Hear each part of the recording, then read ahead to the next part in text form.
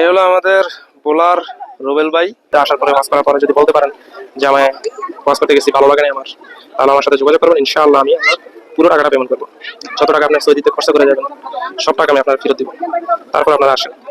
যদি একজন মানুষ আসে, এই হলো পাহাড়,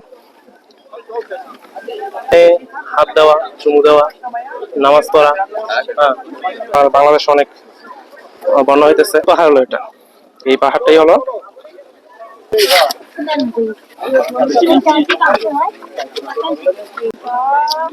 এই হলো আমাদের বোলার রুবেল ভাই। খুবই মগ্ন, দোয়া করতেছে আল্লাহর দরবারে। রুবেল ভাই, বাংলাদেশের জন্য একটু দোয়া করেন ভাইয়া, যাতে আল্লাহ তাআলা বাংলাদেশের বন্যাটার থেকে রক্ষা করে মানুষরে, আর যাতে মোদী সরকারের হাত থেকে আমাদের কি বলে যে রক্ষা করে। তো আমরা অনেক ভিডিও করলাম এই জায়গায়, আল্লাহর কাছে দোয়া করলাম বাংলাদেশের জন্য। তো এখন আমরা সবাই চলে যাবো আর কি। তো চলেন যেতে যেতে কথা বলি। রুবেল ভাই, আপনি দোয়া করে আসেন। হ্যাঁ ভাইয়া, চলো। বিষয়টা হলো, এটা হলো দোয়া কবুলের পাহাড় আর কি।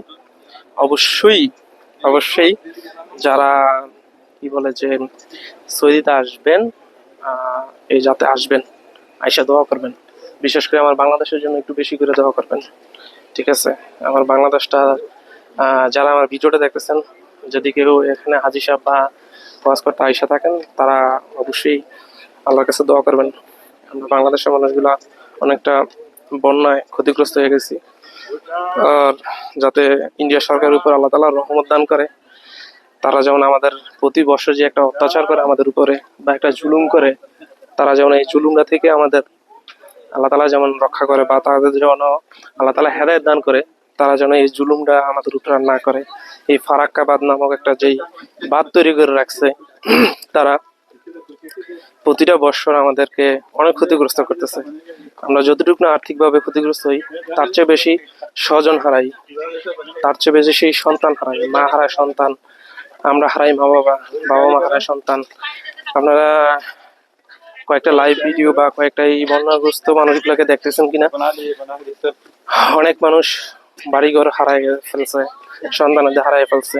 তো যে কথাটা হলো এরকম যে বাড়িঘর হারাই ফেললে বাড়িঘর করা যায়, কিন্তু বাবা সন্তান হারায় ফেলে, বা যখন তার মা সন্তান হারায় ফেলে, বা একটা সন্তান যখন তার বাবাকে হারায় ফেলে, সেটা অনেক যন্ত্রণাদায়ক।